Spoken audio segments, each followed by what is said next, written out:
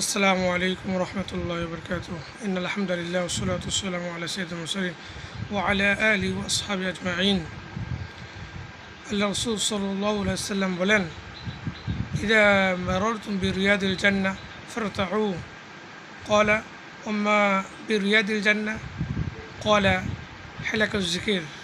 আল্লাহ রসুল সাল্লাল্লাহু আলাইহি ওয়াসাল্লাম বলেন যে সাহাবাদেরকে বলতেছেন, যখন তোমরা জান্নাতের বাগানে বেশি বেশি করে বিচরণ করো, তোমরা জান্নাতের বাগানের পাশ দিয়ে যখন যাও তখন সেখানে তোমরা বিচরণ করো।